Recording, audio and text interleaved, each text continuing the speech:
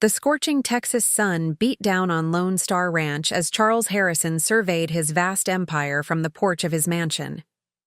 Thousands of cattle dotted the landscape, each one representing a fraction of his immense wealth. At 35, Charles had built the largest cattle operation in the county through sheer determination and ruthless business sense. His weathered face, though handsome, rarely softened with a smile, especially not since the incident that had made him the most eligible yet unapproachable bachelor in 3 counties. "Mr. Harrison," his foreman called, approaching with an envelope. "Another letter from your mother." Charles scowled. His mother's persistent attempts to see him married had become the bane of his existence.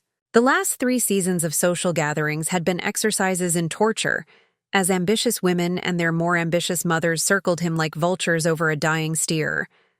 Before we jump back in, tell us where you're tuning in from. And if this story touches you, make sure you're subscribed, because tomorrow I've saved something extra special for you. "Burn it," Charles muttered, turning back to gaze at his land. "Sir, with all due respect, she's threatening to come here herself if you don't respond." The thought of his mother's arrival sent a chill down Charles's spine, colder than a January blizzard. Elizabeth Harrison was a force of nature, a Boston socialite who had never approved of his choice to expand the family cattle business rather than marry into old money.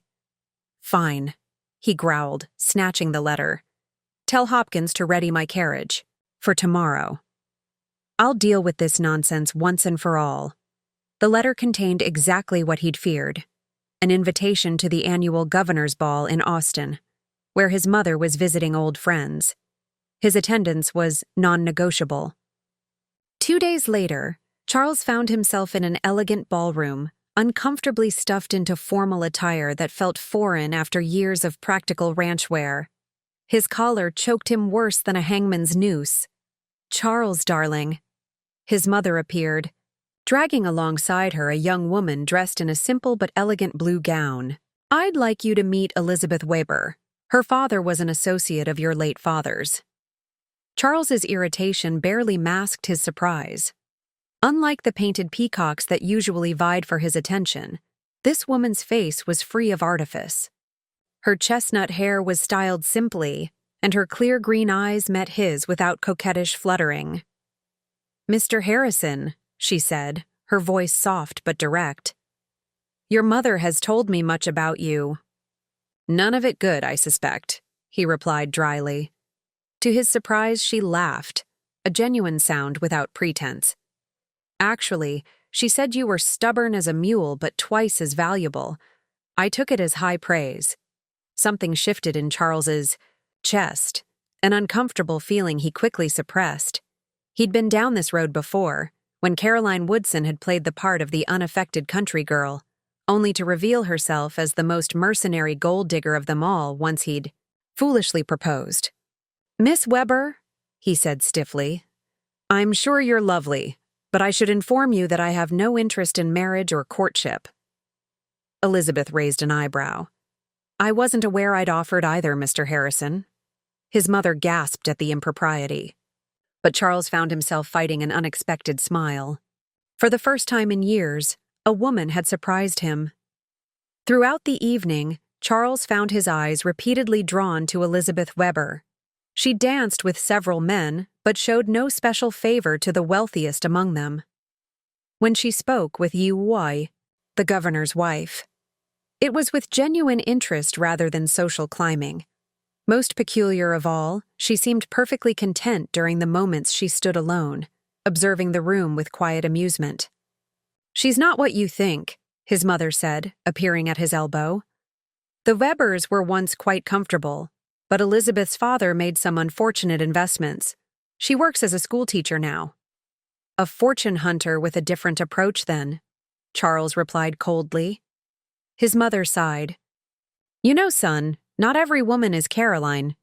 No, some are worse." He watched as Elizabeth declined a dance with the richest banker in Austin. What's her game, then? Perhaps she has none. Perhaps she's simply a good person who might make you happy if you weren't determined to die alone and bitter. Before Charles could form a suitably cutting response, Elizabeth approached them. "Mrs. Harrison, I must thank you for a lovely evening, but I should return to my aunt's home. I have classes to teach tomorrow." "Nonsense," his mother exclaimed. "Charles will escort you on a walk through the gardens first.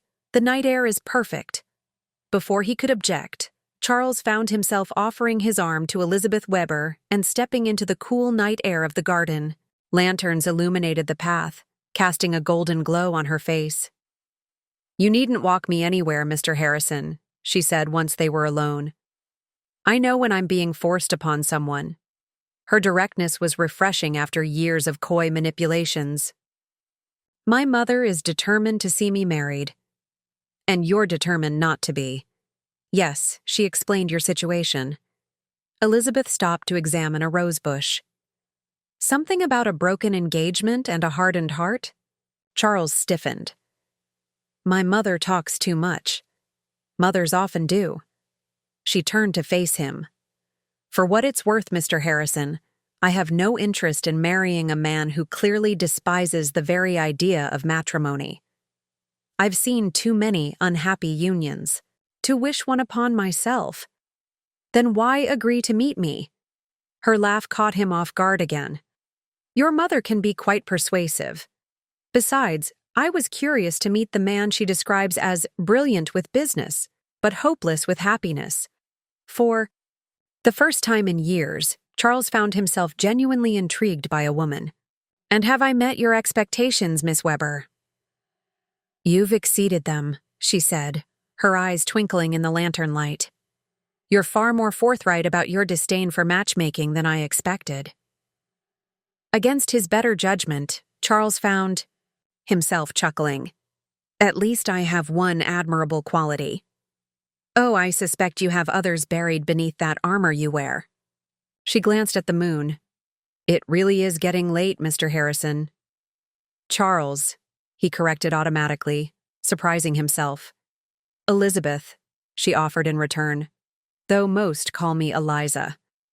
Something dangerous stirred in Charles's chest as he walked her to her carriage, something he'd sworn never to feel again after Caroline had nearly destroyed him. Yet as he helped Elizabeth into her modest rented carriage, he found himself asking, "Will you be at the Wilsons' luncheon tomorrow?"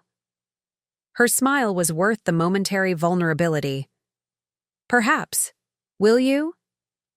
"Perhaps," he echoed, stepping back as the carriage pulled away. Charles didn't realize he was smiling until he caught his mother's knowing look as he re-entered the ballroom. "Don't start," he warned her. "I wouldn't dream of it," she replied, patting his arm. "But I will say this. Sometimes the greatest treasures come disguised as ordinary stones." The next morning, Charles found himself doing something he hadn't done in years, considering his appearance in the mirror. He told himself it was merely proper etiquette that had him attending the Wilsons' luncheon, nothing to do with a pair of intelligent green eyes and forthright words that had kept him awake half the night. What he didn't know was that this luncheon would be the first step toward a marriage that would begin with resentment, explode in scandal, and end with a revelation that would shake the foundations of everything he thought he knew about wealth, love, and the woman who would become his wife. The Wilsons' luncheon buzzed with whispers when Charles Harrison arrived alone, his usual scowl replaced by something dangerously close to anticipation. The man who had once thrown a potential bride's father off his property for suggesting a union now scanned the gathering with uncharacteristic interest. Eliza Weber stood in the garden, sunlight dancing through her chestnut hair as she pointed out constellations on a star map to a cluster of enraptured children. The simplicity of her yellow dress among the ostentatious silks and satins of Austin society made her shine brighter than any diamond. "You actually came," she said when she spotted him, dismissing her young audience with a gentle smile. "I had business in town," Charles lied, the practiced deception sounding hollow even to his own ears. "Of course." Her knowing look stripped away his pretense. "Just as I'm only here to discuss educational philosophy with Mrs. Wilson, who hasn't opened a book since her wedding day." The absurdity of their mutual charade pulled an authentic laugh from Charles's chest, a sound so foreign that several nearby matrons turned in shock. "You've caused quite a stir, Mr. Harrison," Eliza observed. "I believe Mrs. Weatherby just dropped her lemonade." Let them stare. Charles offered his arm with newfound boldness. "Would you walk with me?" Voluntarily. This time, their conversation flowed with surprising ease, skipping from cattle breeding techniques to Eliza's innovative teaching methods. She spoke passionately about education for girls, her eyes flashing with conviction that made Charles forget all about her plain attire and modest background. "You don't speak like a school teacher," he observed as they paused beneath an oak tree. "And how should a school teacher speak, Mr. Harrison?" "Most I've met recite rules without understanding them. You speak like someone who's lived beyond textbooks." Eliza's expression shifted subtly. "My father believed education should be practical. We traveled extensively before his financial difficulties. 3 luncheons and 2 dinner parties later, Charles found himself standing before his mother in her rented Austin apartment, his heart racing with a decision he couldn't quite believe he'd made. "You want to court Elizabeth Weber?" His mother's shock quickly melted into poorly disguised delight. "After just 1 week? She's different." The inadequacy of those words frustrated him. "She sees the world clearly, without pretense. She speaks her mind, but never cruelly. And the fact that she has no fortune doesn't concern you?" His mother's question carried no judgment, only curiosity. Charles's jaw tightened. "I have money enough for both of us. What matters is that she wants me, not my cattle empire." The words awakened his old suspicion. What if Eliza was simply more skilled at deception than Caroline had been? The thought chilled him, but he pushed it aside. He'd seen genuine surprise in her eyes when she'd learned the true extent of his holdings. His courtship of Elizabeth Weber scandalized Austin society.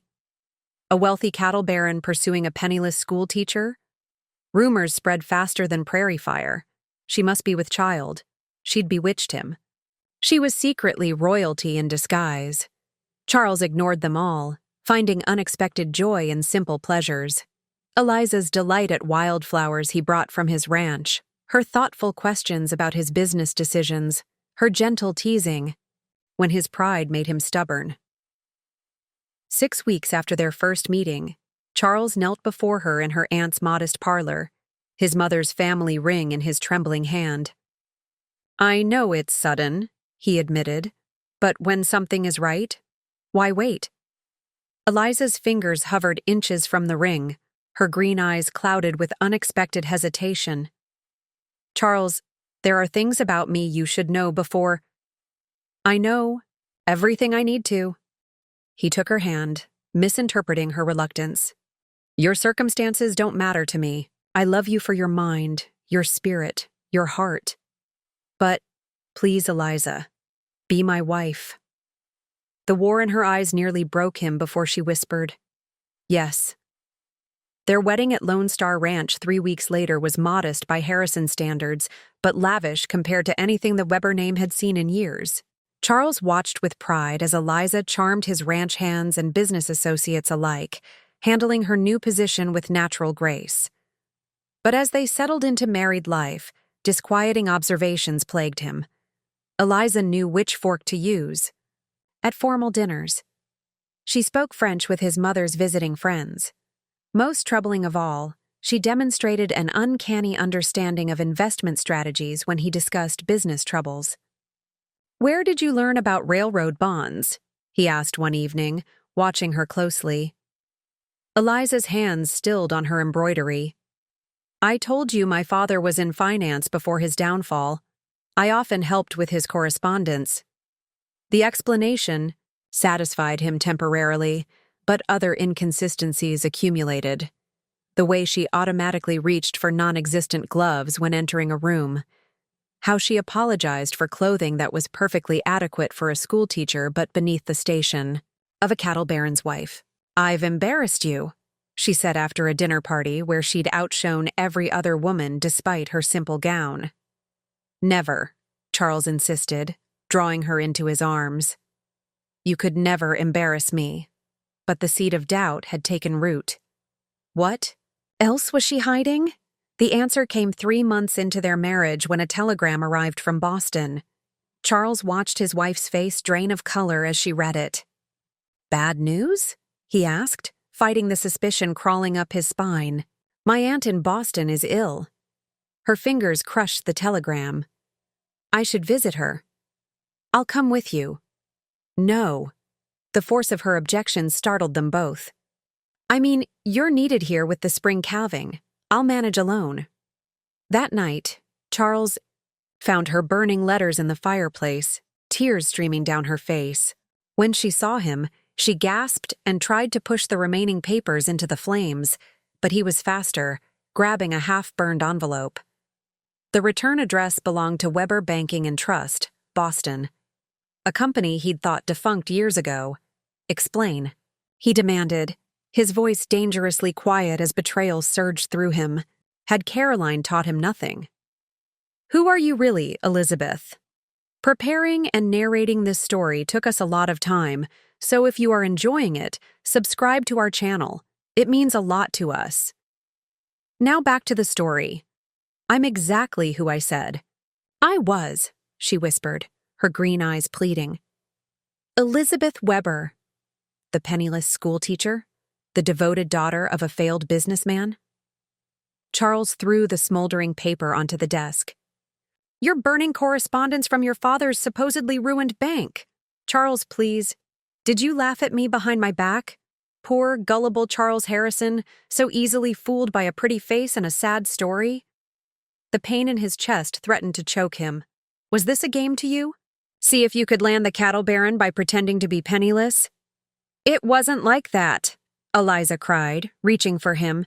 He jerked away as though her touch burned. Then what was it like? Tell me the truth for once.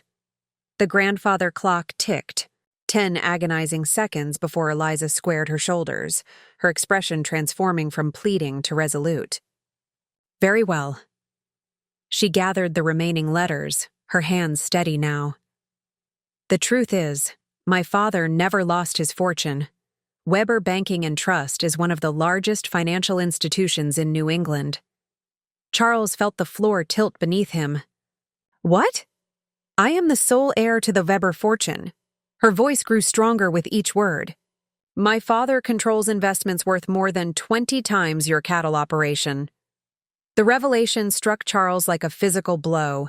He gripped the edge of his desk, unable to process what he was hearing. Then why? He finally managed. Why the deception? Why pretend to be poor? Eliza's laugh held no humor. Because the last 3 men who courted me were interested only in my inheritance. I watched my cousin marry a man who wanted her solely for her money. Within a year, he'd nearly gambled away her entire trust fund. So you lied to test me? The betrayal cut deeper than he'd thought possible. You manipulated me, just like Caroline. No. Eliza's eyes flashed. Caroline lied to get your money. I lied to ensure you didn't want mine.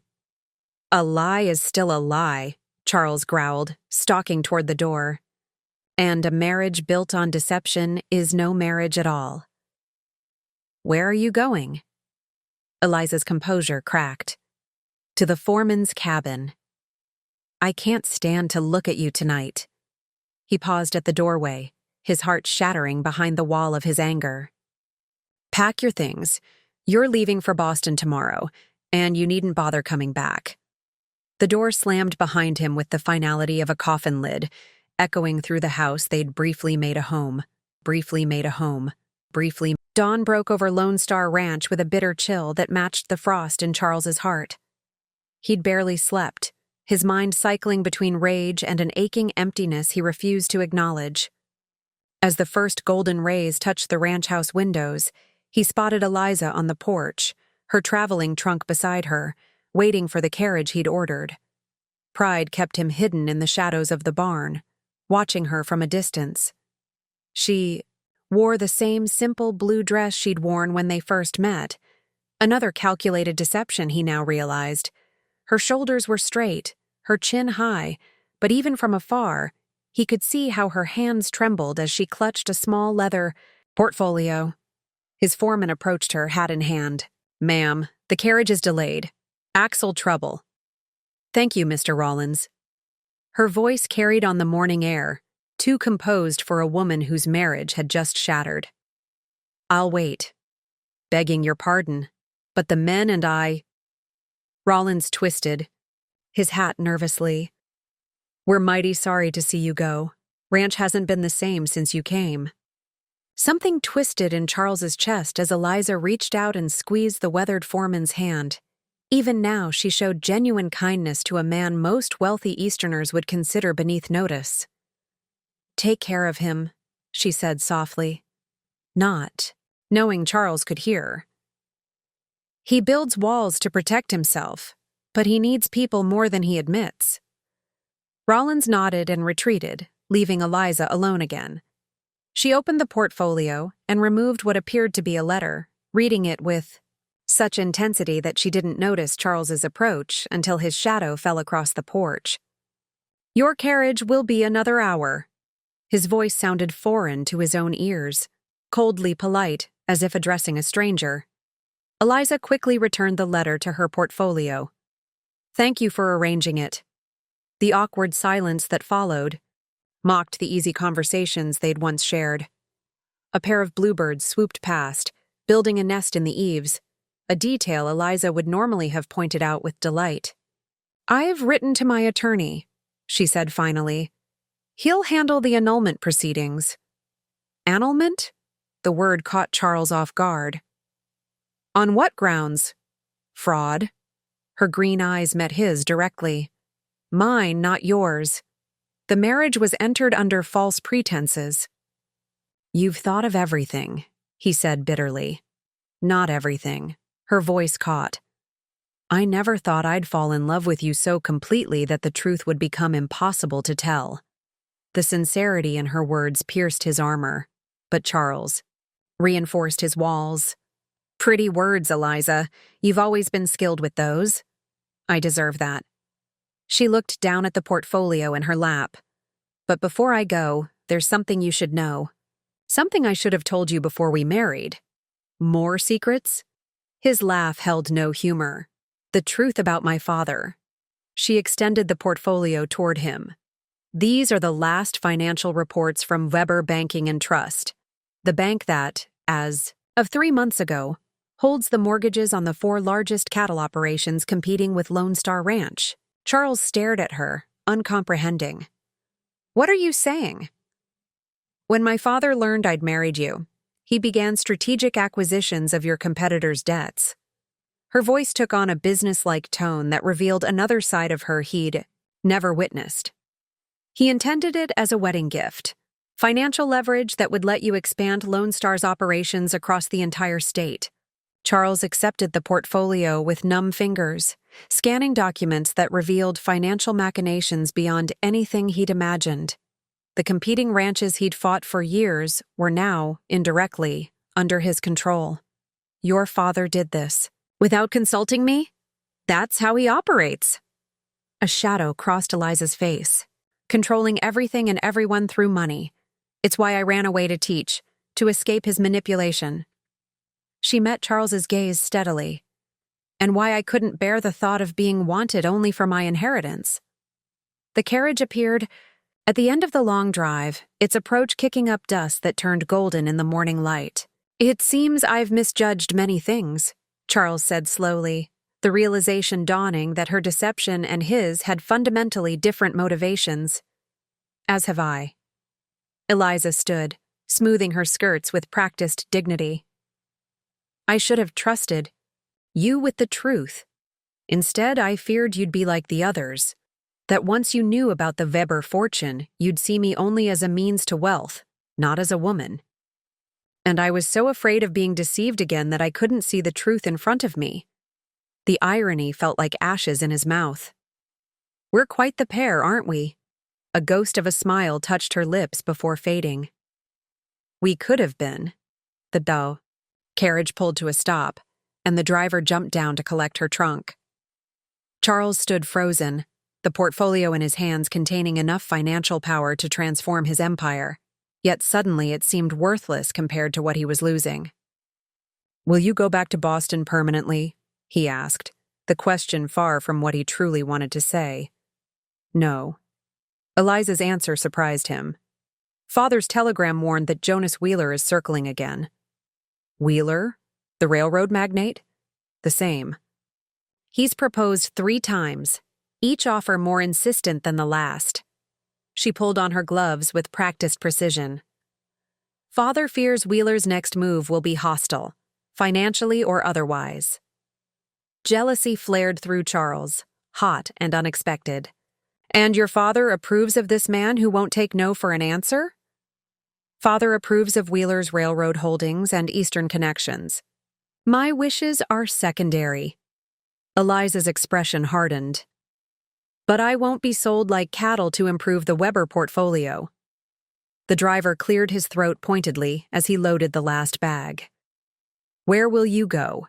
Charles asked, suddenly desperate to keep her talking to delay her departure even by minutes. "San Francisco, perhaps. Or Europe." She stepped toward the carriage, then hesitated, turning back to face him one last time. "Charles, despite how this ended, I want you to know that everything between us, every conversation, every laugh, every moment, that was real. The only false thing was my circumstances, never my heart." Something cracked inside him, the ice of betrayal beginning to thaw against his will. "Eliza, wait!" But she had already allowed the driver to help her into the carriage, her back straight, her eyes forward. As the horses pulled away, taking his wife from him perhaps forever, Charles stood holding the portfolio that proved her family's wealth and influence exceeded his wildest imaginings. He'd married a supposed penniless schoolteacher only to discover she was the heiress to one of the largest banking fortunes in the country. The woman he'd accused of being a fortune hunter could buy and sell Lone Star Ranch 10 times over without blinking. 2 weeks passed in a haze of work and whiskey. Charles drove himself and his men relentlessly, expanding operations using the leverage the Weber documents provided. At night, he sat alone in his study, staring at Eliza's empty chair by the fire, torturing himself with memories of her laugh, her touch, her mind. His mother's letter arrived on a particularly brutal day, when 3 calves had been lost to wolves. "Your stubborn pride will be the death of happiness," she wrote. Elizabeth's deception came from fear of being valued only for her money, a fear you, of all people, should understand. Are you truly angry that she isn't a fortune hunter, or are you simply too proud to admit you were wrong? The words struck like a slap. Charles crumpled the letter, then smoothed it out again, reading it until the paper grew soft from handling. That night, a telegram arrived from Boston that changed everything. "Wheeler forcing merger, stop Elizabeth. Missing stop, feared, abducted, stop Weber." Charles stared at the message, ice flooding his veins. The telegram had been sent to him rather than authorities, which meant Jacob Weber believed Charles might know where his daughter had gone, or that he was somehow responsible. But another possibility clawed at his mind. What if Wheeler, knowing Eliza was now married to a rival, had decided to remove the obstacle she represented?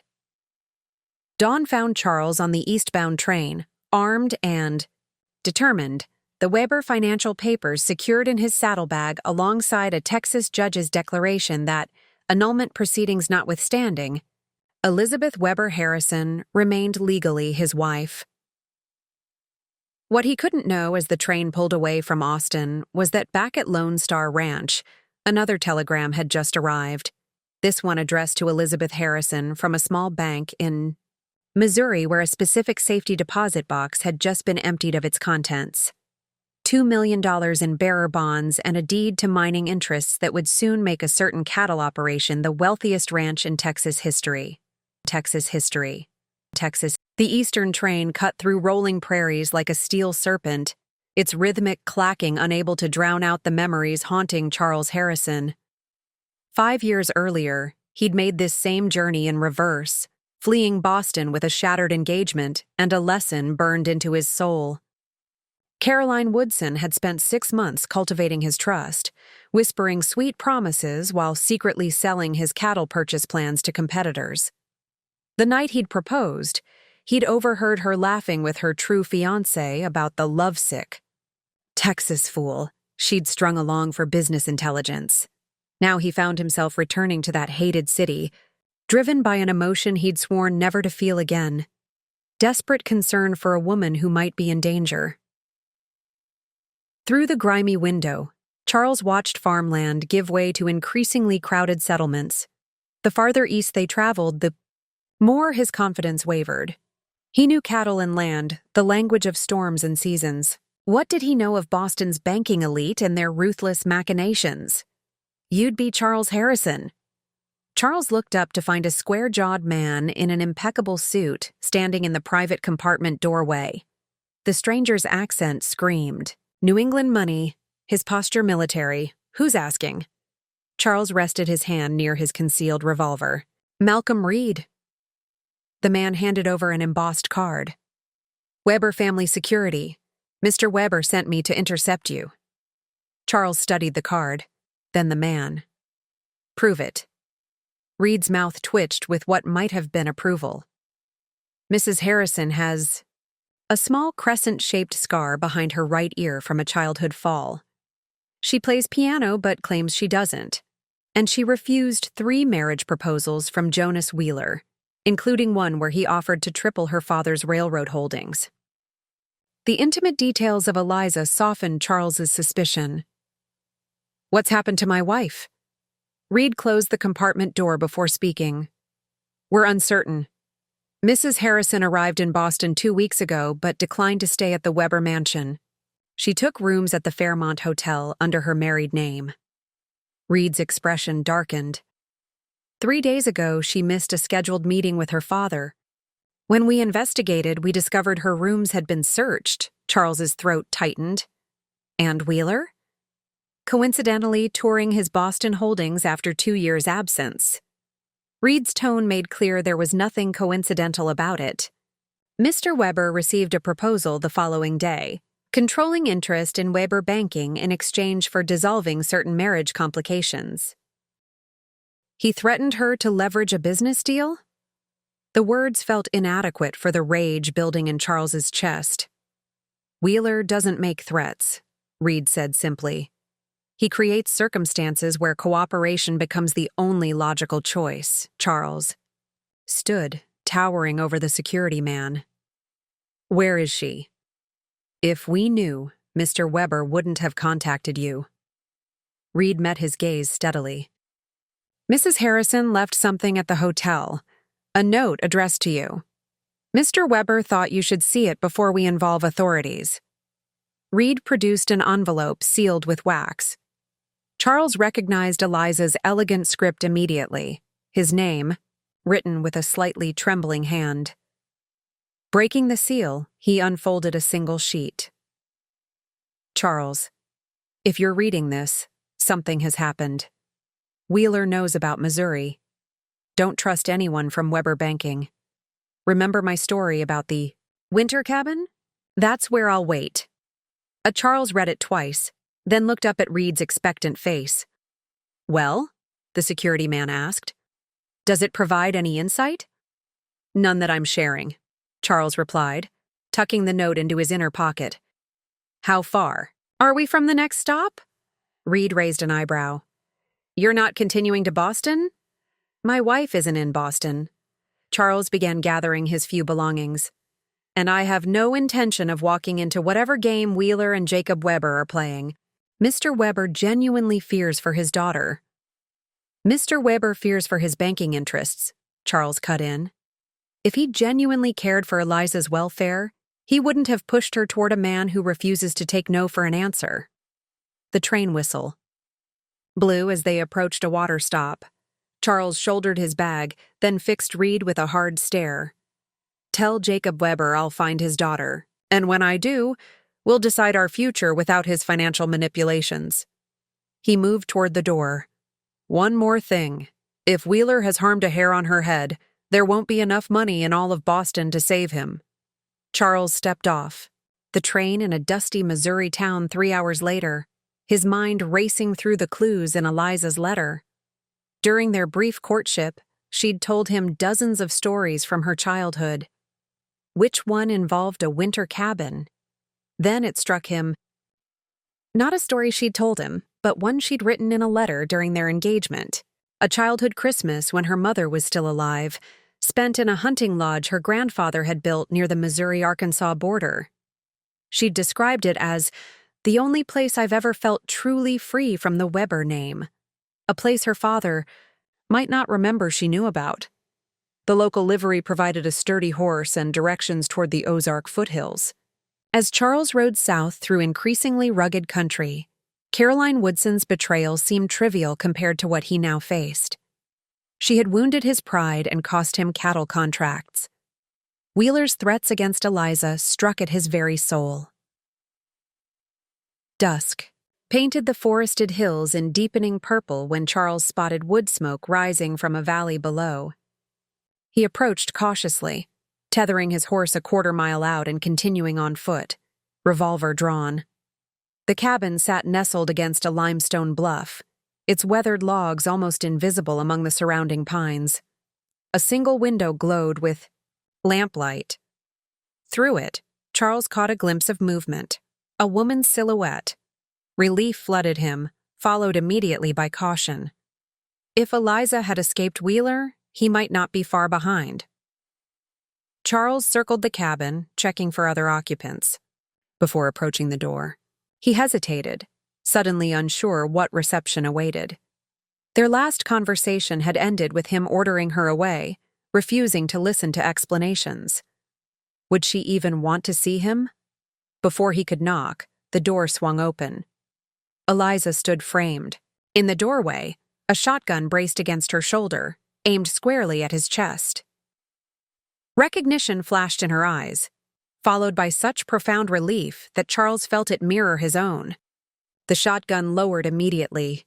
"Charles," she breathed, her composure fracturing. "How did you find me?" "You left me a map," he answered, still rooted in place, drinking in the sight of her alive and unharmed. Her hair was loose around her shoulders, her dress simple, reminiscent of the schoolteacher he'd fallen in love with. "I wasn't sure you'd come." Vulnerability darkened her eyes. "After everything. I received a telegram saying you'd been abducted." His voice roughened. Nothing else mattered after that. For a moment they stood suspended in the doorway, the weight of unspoken words hanging between them. Then Eliza stepped back, gesturing him inside. The cabin's interior was rustic but comfortable. A stone fireplace, simple furniture, oil lamps, casting warm light. On a table lay scattered papers, financial documents, and what appeared to be a map with several locations circled in red. "You weren't abducted," Charles stated, taking in the organized nature of her hideaway. "No." Eliza secured the door behind him.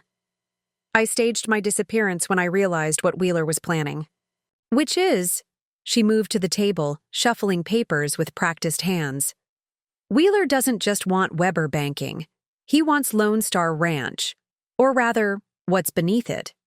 Charles stared at her, uncomprehending. "Cattle land?" "Oil."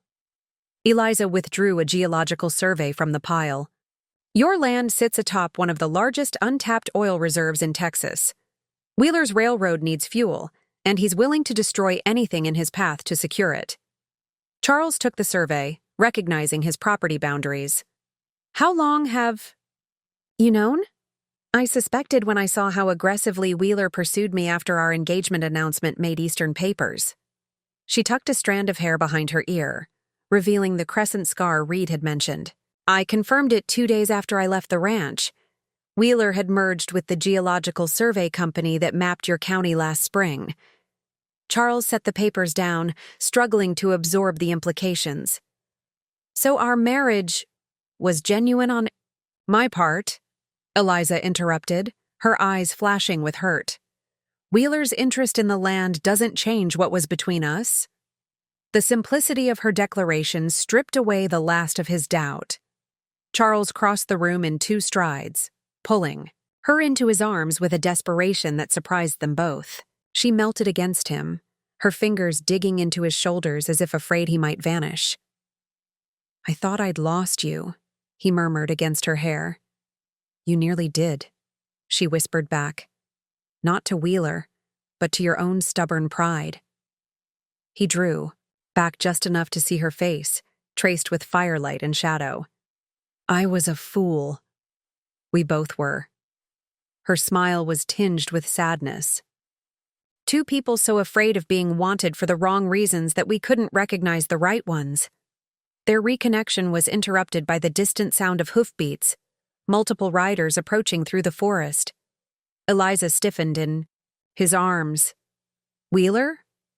"Possibly." She moved quickly to the window, peering through a gap in the curtains. "Or my father's men. Either way, we can't stay here." Charles retrieved his revolver while Eliza gathered the essential documents into a leather satchel. "There's a back trail leading deeper into the hills," she explained, extinguishing lamps. "We can lose them in the forest." As they slipped out the rear door into gathering darkness, Charles caught her hand. "When this is over, we need to talk. About the future." Eliza's face was barely visible in the fading light, but he felt her fingers tighten around his. "We'll have a future to discuss only if we survive the night. Night transformed the Ozark forest into a labyrinth of shadow and whisper. Charles and Eliza moved swiftly along a barely visible game trail, the moon offering just enough light to avoid stumbling. Behind them, shouts and lantern flashes indicated their pursuers had found the abandoned cabin. "This way," Eliza whispered, guiding Charles down a steep embankment toward the sound of running water. Her confidence in the rugged terrain surprised him, another facet of this complex woman he was still discovering. They forded a shallow creek, the icy water numbing their ankles as they waded across smooth stones. On the opposite bank, Eliza led them into a thicket of cedar trees whose dense branches formed a natural shelter. "We should be safe until daybreak," she murmured, sinking onto a fallen log. "They won't risk the terrain in darkness." Charles settled beside her, close enough to share warmth in the night's growing chill. "How did you know about this place?" "I spent summers here as a child, before Mother died." Eliza's voice softened with memory. "Grandfather taught me these. Woods, said a Weber should know how to survive without servants or silk sheets." "Your grandfather sounds nothing like your father." Her laugh held a bitter edge. "Father transformed Weber banking from respectable to ruthless after grandfather died. He measured success solely in conquered competitors and accumulated wealth." The parallels to Charles's own ruthless business approach hung unspoken between them. He'd driven smaller ranchers to ruin without a second thought, justifying it as necessary expansion. "Wheeler's men, or your father's?" he asked, changing the subject. "Both, likely." Eliza tucked her knees to her chest, suddenly looking vulnerable despite her woodland competence. "They've formed an uneasy alliance. Father believes I've been kidnapped, while Wheeler pretends to help find me." "While hoping to find you first," Charles finished the thought. She nodded. "If Wheeler secures me, he gains leverage over both you and Father. The perfect consolidation." "He still doesn't know about the oil?" "He suspects but can't confirm without surveys conducted on your land." In the moonlight filtering through the cedars, her face looked otherworldly. "That's what he wanted from me, the legal right to access Lone Star Ranch." Charles processed this, realizing how Wheeler's scheme connected to his hasty courtship of Eliza. "And he thought controlling you meant controlling your dowry, including any properties that might come with marriage." "Precisely." Eliza reached for the satchel, withdrawing a folded document. "What he doesn't know is that I've already secured our position." "Our position?" She handed him the paper. Even in the dim light, Charles recognized a legal title transfer. "The day I left Lone Star, I transferred all mineral rights on the property solely to your name, separate from Weber banking interests or my dowry." The magnitude of her actions struck him. She'd protected his land from Wheeler's grasp even while believing their marriage was ending. "Why?" he asked, his voice rough with emotion. "You thought I was casting you aside. Why protect my interests?" Eliza's eyes reflected starlight when she looked up at him. "Because I loved you. Not your cattle empire, not your land. You." The simple truth of her declaration washed away months of doubt and suspicion. Charles reached for her hand in the darkness, intertwining their fingers. "Caroline Woodson," he said suddenly. "What about her?" Confusion tinged Eliza's voice. "You deserve to know why I distrusted you so deeply." Charles stared into the forest, the old pain surprisingly dulled. "Caroline was the daughter of a struggling rancher neighboring Lone Star.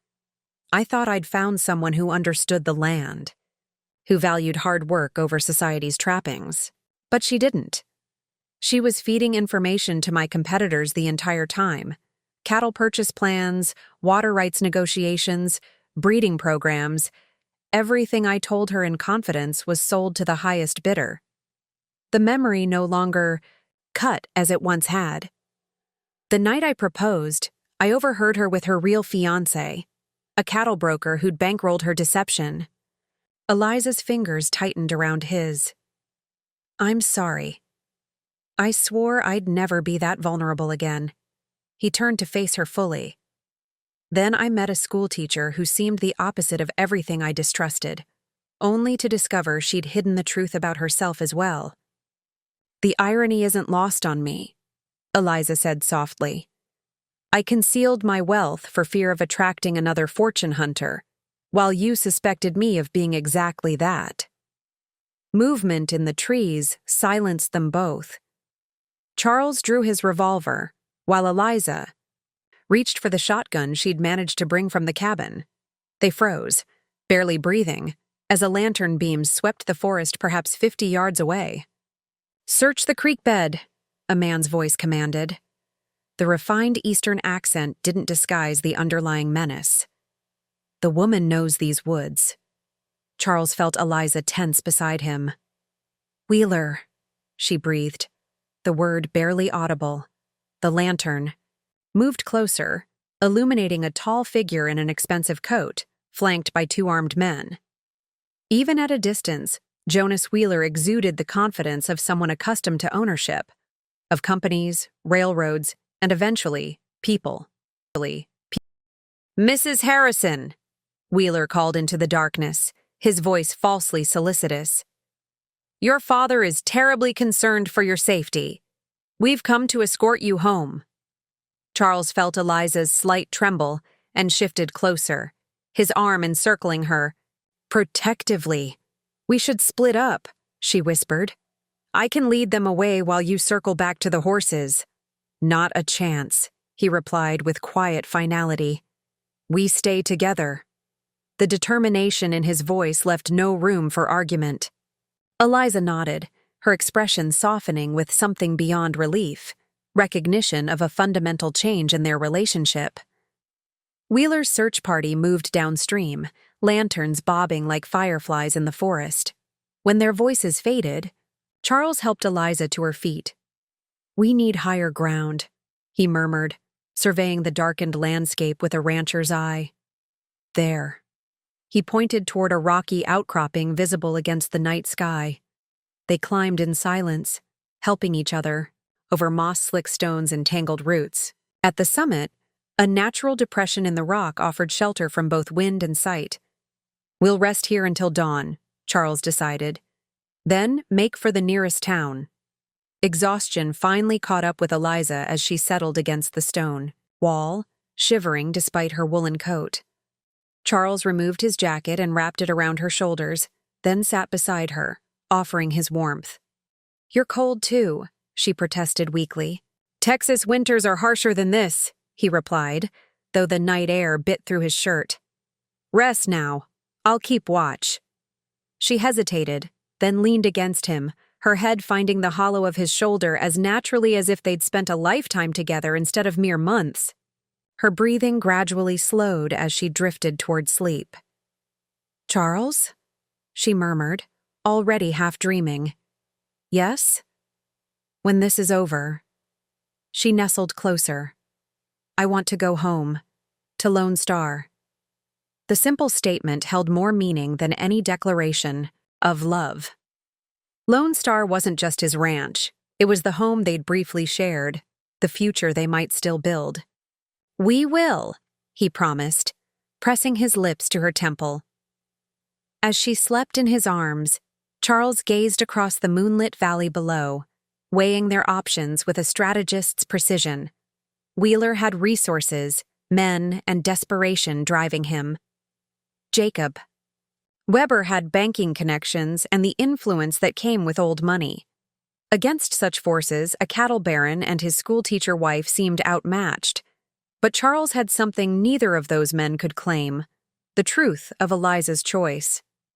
She'd chosen him, not for land or cattle or the oil that might lie beneath, but for the man he was beneath his own hardened exterior.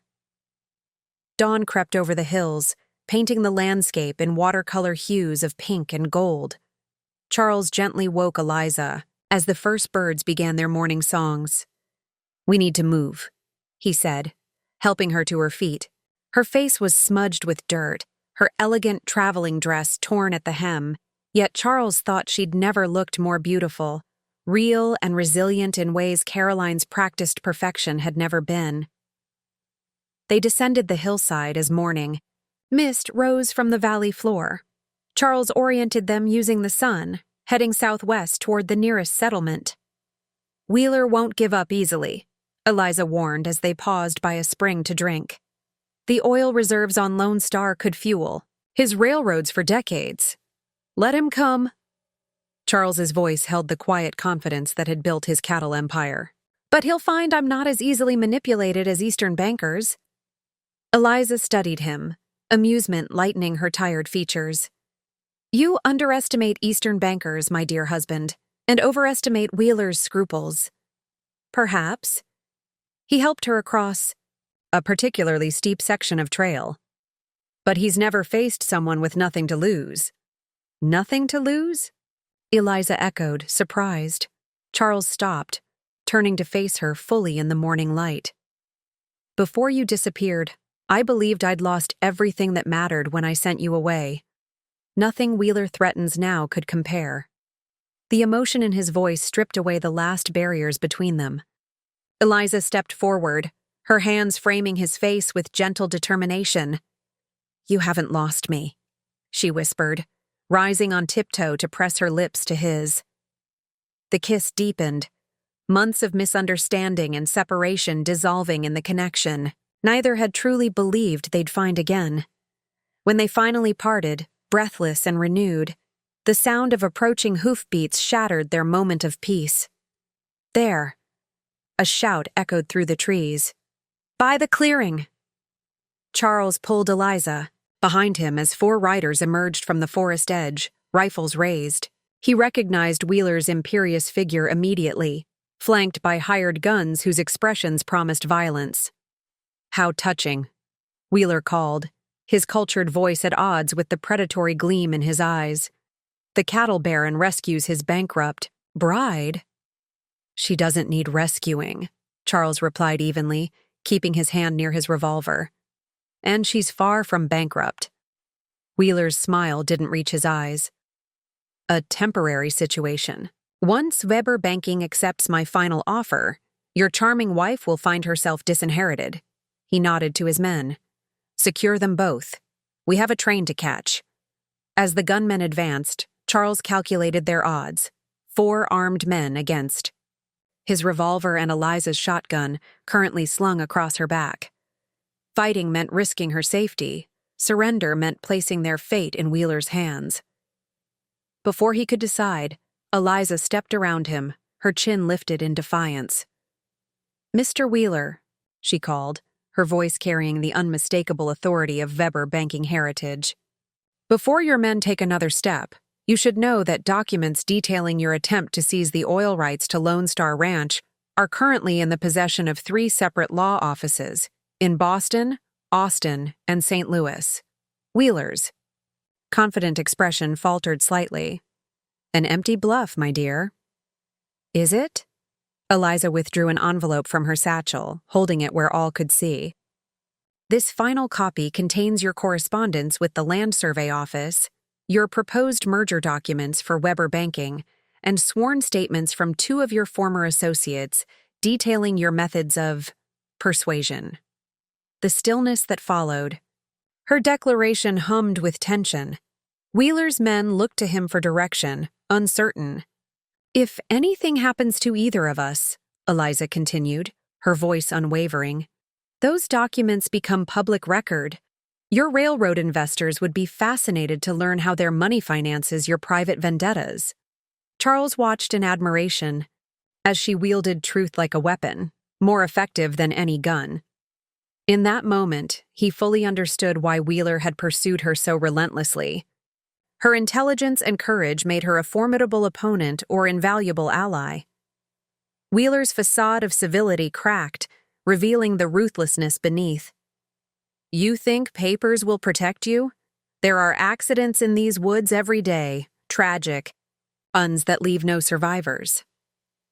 Then you'll never find the oil surveys, Charles interjected, building on Eliza's strategy. The detailed geological maps showing exactly where to drill on Lone Star land.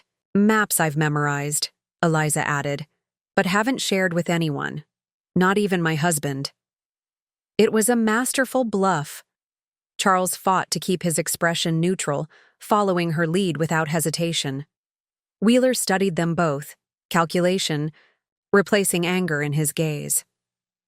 What do you propose? Return to Boston, Eliza stated firmly. Withdraw your offer for Weber Banking. Leave Texas Oil to Texans. And in exchange, we don't destroy you. The hardness in her voice matched any cattle. Barons. For a long moment, Wheeler sat motionless atop his horse, weighing options and consequences. Finally, he gave a curt nod to his men, who lowered their weapons. This isn't over, he warned, turning his horse. A battle, perhaps, but not the war. For your sake, Charles called after him. I hope it is. Next time, I won't let my wife do the fighting for me. Wheeler's bitter laugh drifted back as he disappeared into the trees, his men following close behind. Only when the sound of hoofbeats faded completely did Charles turn to Eliza, newfound respect mingling with his love. Oil surveys? He asked, his lips twitching toward a smile. Complete fabrication, she admitted, her composure finally cracking into relieved laughter. Though the documents about his takeover attempt are real enough. Charles shook his head in amazement. Remind me never to play poker with you. I learned from the best. Her eyes sparkled with mischief. Father always said a Weber should know how to bluff when the stakes are high enough. And are they? Charles asked, suddenly serious. High enough, I mean? Eliza stepped into his embrace, her answer requiring no words at all. The Missouri Telegraph Office smelled of dust and tobacco, its wooden counter worn smooth by decades of urgent messages. Charles drafted the telegram to his foreman with careful precision. Returning with Mrs. Harrison, stop prepare north section. For surveyors. Stop trust no strangers claiming business interests. Stop. As the telegraph operator tapped out the message, Eliza studied a railway timetable, the paper crinkling between her gloved fingers. 3 days of hard travel had left smudges beneath her eyes and a certain tightness around her mouth that Charles recognized as exhaustion masked by determination. The southbound train leaves at 4, she said, not looking up. We can be in Texas by tomorrow evening. Charles settled their bill before answering. We're not taking the train. Her head snapped up. That's a 4-day journey by horse. 5, he corrected, guiding her outside to where their newly purchased mounts waited. And safer than any train Wheeler might be watching. Frustration flickered across Eliza's face. The past week had revealed the limits of her wilderness experience. She could navigate forest trails and handle a shotgun, But the prospect of days in the saddle clearly daunted her. "Wheeler's men will be looking for us at every station between here and Austin," Charles explained, softening his tone. "We need to disappear." "I understand the logic," she conceded, eyeing the sturdy mare with trepidation. "But I haven't ridden more than an afternoon since I was 16. Charles adjusted the mare's stirrup length. "You'll have saddle sores to rival any cattle drivers by the time we reach Lone Star." The unvarnished truth startled a laugh from her. "How romantic." "I'm a rancher, not a poet." He offered his cupped hands to help her mount. "When this is over, I promise you a proper homecoming. Hot bath, soft bed, and not a single mention of railroads or oil." Her boots settled into the stirrups as she arranged her abbreviated riding skirt, purchased at the town's only dry goods store. The schoolteacher's modest clothing had been replaced by a practical ensemble that nonetheless complemented her figure in ways Charles found distracting. "You're staring," she observed, a flush rising on her cheeks. "Admiring," he corrected, swinging onto his own gelding. "There's a difference." They set off south, following back roads and cattle trails that would keep them away from main thoroughfares. Charles rode slightly ahead, scanning the terrain with the instincts of a man who'd navigated wilderness since boyhood. Eliza followed, her posture gradually relaxing as she reacquainted herself with horsemanship. "You said your mother taught you to ride," Charles observed as they stopped to water the horses at a small creek. Eliza dismounted with a wince she couldn't quite hide. "Mother believed a proper lady should ride, shoot, and manage household accounts, with equal proficiency." "She sounds nothing like Boston society." "She wasn't." Eliza's voice softened. "She grew up on a farm in Virginia before marrying father. He was different then. Ambitious but not ruthless." She trailed her fingers through the creek water. "After she died, something hardened in him. Every business success needed to be bigger than the last." Charles recognized the pattern from his own life after Caroline's betrayal. Success had become his armor, expansion his weapon against vulnerability. "What will your father do when we refuse to sell the oil rights?" he asked, changing the subject. Eliza's expression turned calculating, reminding him of the banking heiress beneath the schoolteacher's facade. "He'll try to outmaneuver us first, probably attempt to control access to the nearest railhead so we can't transport the oil." "I own the land between Lone Star and the railhead," Charles pointed out. "Bought it last spring from the Sanderson widow. Then he'll target your cattle business, squeeze your credit with the Eastern banks, undercut your beef contracts." She remounted with surprising grace. "But he's underestimating what we can accomplish together." As Wheeler did. "Wheeler isn't finished with us," she warned, urging her mare forward. That confrontation was too easy. Charles had been thinking the same thing.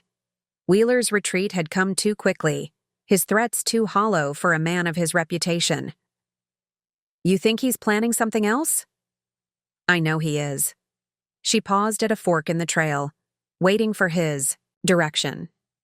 Wheeler once bankrupted a rival by burning his entire lumber supply, then offering financing for rebuilding, with terms that transferred ownership within a year. The implications hung in the air between them.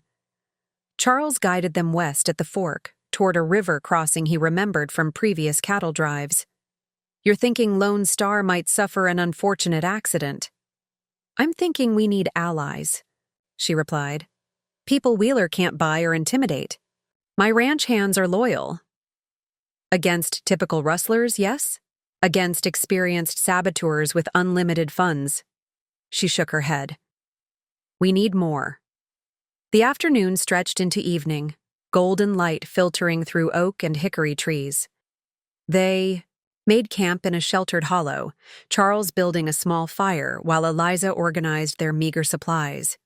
The domesticity of the scene struck him as strangely intimate, more revealing than their brief married life at Lone Star had been. "You're good at this," he observed as she efficiently laid out their bedrolls on opposite sides of the fire. Most Boston heiresses would be demanding servants and feather mattresses by now. Most Boston heiresses haven't spent their lives preparing to prove they're more than decorative fixtures for a banking dynasty. Her voice held no self-pity, only pragmatism. Father insisted I understand every aspect of the business, even while parading me at social events like prize livestock. The comparison to his own cattle operation didn't escape Charles. How different was he from Jacob Weber, valuing assets above happiness? The thought unsettled him. As night fell, they ate a simple meal of jerky and biscuits. Firelight carved shadows across Eliza's face, highlighting cheekbones that spoke of her mother's Virginia heritage rather than her father's Boston lineage. "What will you do with the oil?" she asked suddenly, breaking the comfortable silence. "I haven't decided." Charles stared into the flames. "Until a week ago, I thought Lone Star's only value was cattle and land. The wealth it could generate would dwarf your current operations." Her voice remained neutral, but Charles caught the subtle tension in her shoulders. She was testing him, he realized, measuring his reaction against her father's endless pursuit of expansion. "Money has never been my primary concern," he said carefully. "Says the man who owns half the county. I built Lone Star to create something lasting, something that couldn't be taken away." The admission felt uncomfortably revealing. "After my father died, leaving nothing but debts. After Caroline." "You needed security," Eliza finished when he trailed off. "I understand that better than most." The genuine comprehension in her voice broke through defenses he'd maintained for years. "What do you want from the oil, Eliza? More Weber banking assets? Another jewel in your father's empire?" "No." Her answer came without hesitation. "I want freedom. From my father's expectations, from Wheeler's machinations, from the constant calculation of what everything and everyone is worth." She looked up, firelight gilding her features. "I want what I thought I'd found when I was just a school teacher, and you were just a rancher who saw me, not my inheritance." The raw honesty of her declaration humbled him. Charles moved to her side of the fire, close enough to see the flecks of amber in her green eyes. "I see you now," he said quietly. "All of you. The school teacher, the heiress, the woman who outsmarted Jonas Wheeler with nothing but courage and quick thinking." Something shifted in her expression, vulnerability mixed with a wariness he hadn't noticed before. "And which version do you prefer?" The question revealed the insecurity beneath her composed exterior. This woman who commanded boardrooms and bluffed ruthless businessmen still doubted her own worth separated from her fortune or accomplishments. "I prefer the real one," Charles answered, taking her hand. "The one sitting beside this fire, tired, saddle-sore, and still strategizing how to outthink her father and Wheeler simultaneously." Her laugh broke the tension, genuine and unguarded. "Hardly the romantic declaration a woman hopes for. I told you, I'm not a poet." He brought her fingers to his lips, a gesture more intimate than any flowery words. "But I know what I want. Now, and it isn't cattle empires or oil fortunes." The kiss that followed contained none of their earlier desperation. No fear of separation or bitter memories shadowing the connection. Instead, it held the quiet promise of partnership, of strength found in shared vulnerabilities rather than hidden behind them. They departed at first light, pushing harder as they crossed into Texas territory. The landscape gradually transformed, from eastern woodlands to the more familiar rolling prairies of cattle country. Charles felt his spirits lift as they entered terrain he knew like his own heartbeat, every creek, every rise, every distant landmark guiding them home. On the fourth day, they crested a hill overlooking a familiar valley. Lone Star Ranch spread below them, cattle grazing peacefully in the distance, the main house standing proud against the horizon.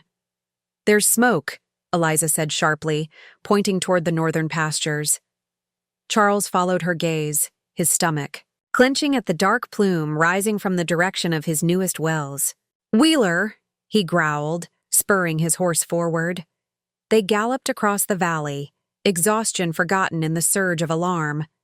As they approached the ranch, riders spotted them, breaking away from a cluster of activity to intercept their approach. "Harrison!" his foreman shouted, reining in beside them. "Thank God you're back!" "What's happened?" Charles demanded, scanning the horizon where 3 separate smoke columns now rose. "Started yesterday. Fires breaking out in the north pastures, fence cuts letting cattle scatter. Then this morning, strangers showed up claiming to represent Eastern investors, demanding to inspect the property." "Wheeler's men," Eliza murmured. "Where are they now?" Charles asked. The foreman's weathered face broke into a surprising grin. "That's the thing, sir. Your mother arrived 2 days ago with a dozen armed men. Said they were friends from her Boston days. When those so-called investors showed up, she had them disarmed and locked in the old grain storage." "My mother?" Charles couldn't mask his astonishment. "Yes, sir. Said she received a telegram from Mrs. Harrison warning of trouble." The foreman nodded respectfully to Eliza. "Been directing operations like a general ever since." Charles turned to his wife, whose expression betrayed equal parts satisfaction and amusement. "You contacted my mother?" "I sent telegrams to several potential allies before leaving the cabin," she admitted. "Elizabeth Harrison struck me as a woman who would understand strategic thinking." "That's one way of describing her," Charles muttered, urging his horse toward the main house. They found Elizabeth Harrison on the front porch, immaculately dressed despite the crisis, giving instructions to a group of ranch hands and unfamiliar men whose bearing suggested military experience. "Charles, darling," she called, descending the steps with remarkable poise. "Your timing is excellent. We've contained the immediate threats, but I suspect more are coming." "Mother," Charles acknowledged, helping Eliza dismount before embracing the formidable woman who'd raised him. "It seems you've met my wife under rather unusual circumstances." "Elizabeth's telegram was most illuminating," his mother replied, kissing Eliza's cheek with genuine warmth. "Though I must say, when I encouraged you to find a suitable match, I didn't anticipate gunfights and sabotage." "Neither did we," Eliza said, linking her arm with Charles's in a gesture that felt both protective and possessive. "But it seems we've inherited more than just marriage. We've acquired a war." Elizabeth Harrison's eyes sparkled with unexpected excitement. "Then it's fortunate you've both married strategists. Come inside. We have plans to discuss." Sorry. They entered the house that had so briefly been their shared home. Charles felt Eliza's hand slip into his, her fingers interlacing with his own. Whatever battle awaited them, they would face it together. The cattle baron and his not-so-penniless wife, each stronger for having found the courage to be vulnerable again. Candlelight flickered across the map spread over the dining table, illuminating inked boundaries and hastily scrawled notations. 3 days had passed since Charles and Eliza's return, each hour bringing fresh challenges, more sabotage attempts, legal notices delivered by Wheeler's attorneys, and increasingly threatening telegrams from Jacob Weber demanding his daughter's return to Boston. "Wheeler's men are positioning themselves here and here." Charles indicated 2 locations along Lone Star's eastern border. "They've bought the old McDougal place and established a camp near the Creek Junction. Strategic positions for monitoring."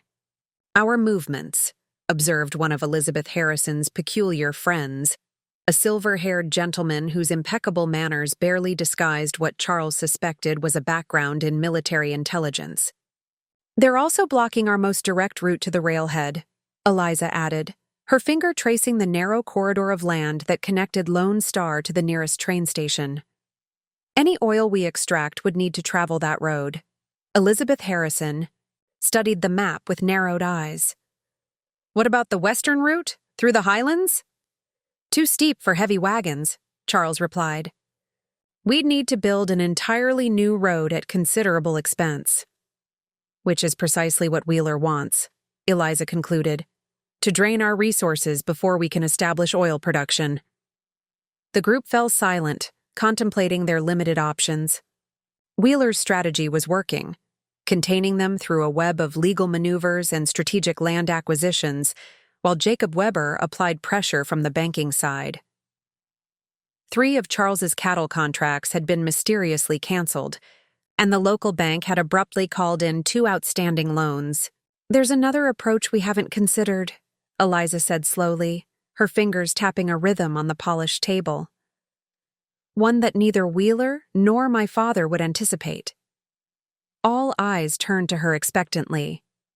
"We could sell the oil rights, voluntarily, but not to Wheeler." Charles stiffened beside her. "After everything we've done to protect Lone Star?" "Not all the rights," she clarified, "and not to any single buyer." Understanding dawned on Elizabeth Harrison's face first. "A consortium," she murmured. "Multiple investors, none with controlling interest." "Precisely." Eliza's eyes gleamed with the strategic acumen that had built the Weber banking fortune. "We maintain majority ownership while introducing enough partners that Wheeler can't simply target one opponent." "Who would these partners be?" Charles asked, still wary but increasingly intrigued. "Smaller independent operators currently being squeezed out by Wheeler's railroad monopoly. Cattlemen whose shipping costs rise every season. Merchants forced to pay excessive transport fees." Eliza indicated the surrounding counties on the map. "Everyone Wheeler has ever stepped on to build his empire." The elegant simplicity of the plan silenced the room. It wasn't just a defensive strategy. It was an offensive masterstroke that would unite Wheeler's enemies against him while securing Lone Star's future. "It could work," Charles admitted, admiration warming his voice. "But we'd need to move quickly before Wheeler realizes what we're doing." "I have contacts among the smaller rail operators in San Antonio," one of Elizabeth's companions offered.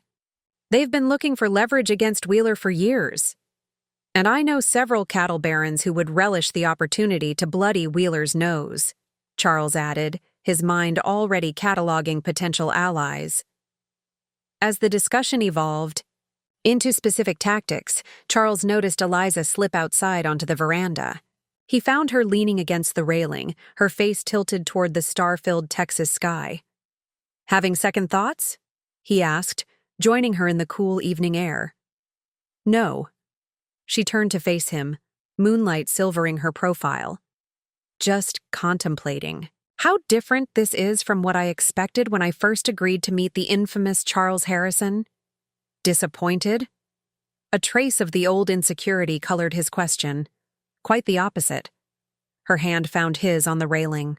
"I came to Texas hoping to escape my father's world of financial warfare and strategic alliances. Instead, I've discovered I have a talent for it when fighting for something worthwhile." Charles studied the woman beside him. So different from the seemingly simple schoolteacher he'd married, yet somehow more authentic in her complexity. "You're quite formidable, Mrs. Harrison. As are you, Mr. Harrison." The teasing formality reminded him of their first meeting. "We make quite the partnership." The intimacy of the moment shattered at the sound of approaching hoofbeats.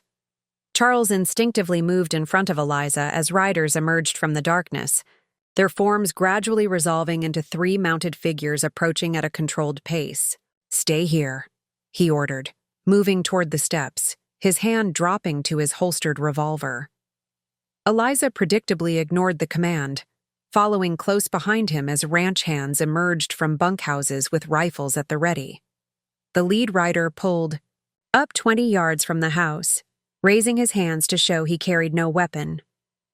In the lantern light spilling from the open doorway, Charles recognized the sharp features and expensive attire of Jacob Weber. "Father," Eliza breathed beside him, her composure momentarily fracturing. "I've come for my daughter," Weber announced without preamble, his Boston accent stark against the Texas night. "And to address this situation before it deteriorates further, Alms." Felt Eliza's hand slip into his, a silent statement of allegiance that straightened his spine. "Mr. Weber," he acknowledged with deliberate calm, "you're trespassing on private property." "Property partially secured with Weber banking loans," the older man countered. "Loans that are currently under review. You'll find those loans were Transferred to independent holders last week. Eliza spoke up, her voice steady despite the tension radiating through her fingers. Along with my personal dowry investments. Surprise flickered across Jacob Weber's face before his features hardened. You've been busy for a woman supposedly kidnapped by railroad interests. I was never kidnapped, Eliza replied. I was protecting our assets from Wheeler's manipulations. And yours. Weber dismounted with the stiff dignity of a man unaccustomed to horseback travel. His companions, whom Charles recognized as Weber banking security men, remained, mounted, their eyes constantly scanning the ranch yard. Perhaps we should continue this discussion inside, Elizabeth Harrison suggested, appearing in the doorway like a society hostess rather than a woman in the midst of financial warfare. Weber's eyebrows rose at her presence. Elizabeth Harrison. I should have known you'd be involved in this situation. Jacob. She inclined her head with calculated grace. Still confusing ownership with love, I see. The cryptic exchange suggested a history Charles had never suspected. Between his mother and Weber. Before he could process this revelation, Eliza stepped forward. Father, you've come a long way for nothing. I won't be returning to Boston, and Lone Star's resources aren't available to either you or Wheeler. So I've gathered from the rather creative legal maneuvers bearing your signature. For the first time, a hint of reluctant admiration colored Weber's tone. The independent consortium was particularly inspired. Charles and Eliza exchanged startled glances. Their plan had been formulated mere hours ago, yet Weber already knew the details. Your mother would be proud, Weber added quietly, the unexpected, sentiment landing like a physical blow in the tense atmosphere. Eliza's grip tightened almost painfully around Charles's fingers. Don't, she warned, her voice raw. Don't use her memory as a negotiating tactic. It wasn't meant as such. Weber removed his riding gloves with methodical precision. Merely an observation. Catherine always believed you had the instincts for banking that I tried to instill through education. The mention of Eliza's mother, a subject she rarely discussed, transformed the confrontation into something more personal and painful. Charles felt her slight tremor and stepped closer, offering silent support. What do you want, Father? Eliza asked bluntly. You didn't cross half the country just to compliment my financial strategies. No. Weber's gaze shifted to include Charles. I came to offer you both a choice. We're not interested in ultimatums, Charles stated flatly. Not an ultimatum, a proposal. Weber reached inside his coat, producing an envelope sealed with the Weber banking emblem. Wheeler approached me with a comprehensive offer yesterday, complete control of Lone Star's oil rights in exchange for dissolving certain banking alliances that threaten his railway expansion. And you refused? Eliza's skepticism was evident. Countered. Weber extended the envelope. With terms that might interest you both. Charles accepted the document warily, breaking the seal while maintaining eye contact with his father-in-law. The pages inside detailed a complex arrangement that, upon initial examination, appeared to protect Lone Star's autonomy while still providing Weber banking with specific partnership benefits. You're offering financing for our consortium idea, he realized, scanning the terms with growing surprise. And railway connections through your Eastern holdings. In exchange for Weber banking having priority access to the oil, Weber confirmed. But not exclusive rights. You would maintain controlling interest in all operations. Eliza took the papers, her practiced eye identifying subtle clauses and implications that Charles might have missed. And Wheeler? Will find his railway monopoly, suddenly competing with 3 new lines connecting Texas to eastern markets. The satisfaction in Weber's voice revealed the true motivation behind his offer. Not reconciliation with his daughter, but vengeance against a rival who had dared to manipulate a Weber. You're choosing us over Wheeler, Eliza stated, disbelief evident in her tone. I'm choosing the superior strategy, Weber corrected, though something in his expression suggested deeper motivations. Wheeler overplayed his hand when he attempted to use you as leverage. Banking is business. Family is something else entirely. The admission, as close to paternal concern as Jacob Weber might ever express, hung in the night air. Charles watched Eliza's face, witnessing the complex emotions flickering behind her composed exterior: suspicion, hope, calculation, and a daughter's perpetual yearning for a father's genuine approval. "We'll consider your proposal," she finally said, her professional tone belied by the slight quaver in her voice. "After our lawyers review every detail." "I would expect nothing less," Weber replied with the ghost of a smile. "You are, after all, my daughter." The standoff ended not with dramatic confrontation, but with cautious negotiation. Jacob Weber accepting Elizabeth Harrison's reluctant invitation to stay the night, the security men retreating to establish camp nearby, and the inhabitants of Lone Star Ranch maintaining their vigilance even as potential alliances reshuffled. Later, in the privacy of their bedroom, Eliza sat at the writing desk reviewing her father's proposal, making annotations in her precise handwriting. Charles watched from the doorway, struck anew by the contrast between the woman he'd thought he'd married and the one he'd actually wed. "Do you trust him?" he asked, closing the door behind him. "My father?" Eliza set down her pen, considering the question. "I trust his ambition and his pride. This arrangement serves both." She indicated the document. "It's actually quite brilliant. He gains access to oil without overpaying Wheeler, maintains his banking relationships and positions himself as the reasonable alternative to Wheeler's strong-arm tactics, and coincidentally rescues his daughter in the process. A secondary benefit, I'm sure." The wry observation couldn't quite mask the lingering hurt. "Though I suspect my mother would have had something to do with his decision, were she still alive." Charles moved behind her chair, his hands coming to rest on her shoulders. "So we accept his terms?" "With modifications." She leaned back against him, exhaustion finally showing through her composed facade. "We ensure the consortium remains diversified enough that no single partner, including Weber Banking, can exert undue influence. The cattle baron and the banking heiress against the world," Charles mused. "Not quite the simple life you were seeking when you pretended to be a penniless schoolteacher." "No," she agreed, turning to face him. "But perhaps something better. Partnership rather than pretense."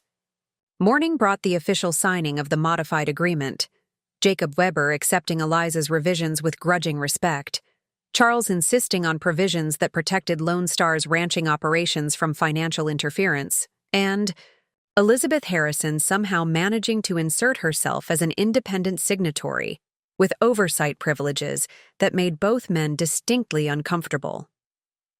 As Wheeler's legal representative arrived to discover the new alliance too late to counter, Charles stood on his porch watching the Texas sun illuminate land that had been his sole purpose for so long.